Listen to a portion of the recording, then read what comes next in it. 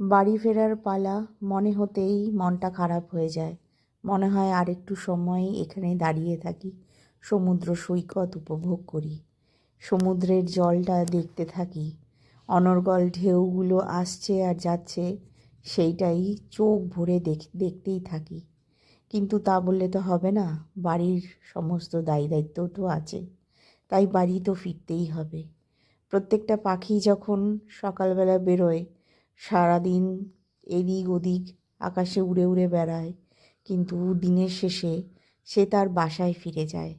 মানুষের জীবনটাও তাই, এদিক ওদিক নানা রকম কাজকর্ম ঘোরাঘুরি থাকলেও সব কিছু করলেও তাকে বাড়ি ফিরতে হয় এক সময়। আমরাও তাই ব্যতিক্রম নই। আর এই রকমভাবেই জীবনটাও চলতে থাকে। গাড়িতে চেপে গেছি, সমস্ত লাগেজ সব কিছু প্যাক করে আমরা এবার রওনা দিয়ে দিয়েছি আমাদের বাড়ির উদ্দেশ্যে।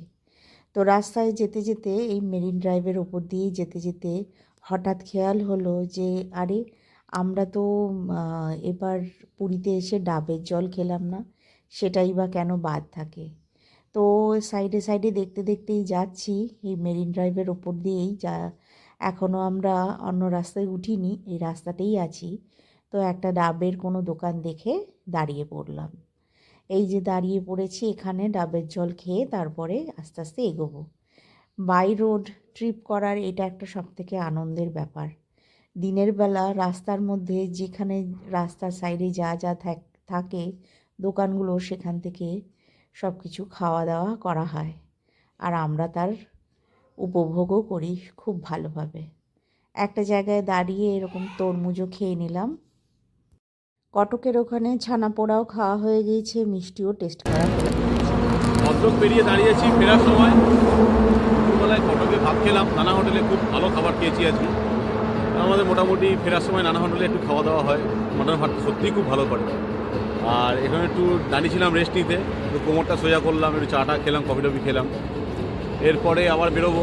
ছোটু বললো সামনে বসে, স্কুলের সামনে বসানো হোক, এই নিয়ে চলছে। এখন কে সামনে বসবে পিছনে বসবে, গাড়ি সেটিং হচ্ছে, ওইগুলো বেরিয়ে যাবো আবার। আশা করছি বিকেলের মধ্যে মেদিনীপুর ঢুকে যাবে। একটা জায়গায় গাড়িটাকে দাঁড় করানো হয়েছে গাছের ছায়া দেখে, সেখানে গাড়িও রেস্ট নিচ্ছে, আমরাও একটু হাত পা ছাড়িয়ে নিচ্ছি। আর ছোটু এরকম পিছনে বসেছে, দিয়ে ওকে বলছি যে তুই তো কিছুই খেলি না, শুধু মাটনটা তুলে তুলে খেলি, ভাত তো খেলিই না। আমরা একটু গাছের তলায় নিজেদেরকে একটু জিরিয়ে নিচ্ছি। উড়িষ্যার দিকে একটু তো গরম থাকে, তাই ওপাশটায় একটু গরম লাগছেও বটে। আর একটু পরেই আমরা জলেশ্বরে পৌঁছে যাব। সেখানে দাঁড়িয়ে আমরা একটা ধাবা আছে, সেইখানে এরকম রাবড়ি খেয়ে নিলাম। তো চলো, ভিডিওটা ভালো লাগলে একটা ছোট্ট করে লাইক করো। আপাতত এইটুকুই, দেখা হবে নেক্সট ব্লগে। টাটা।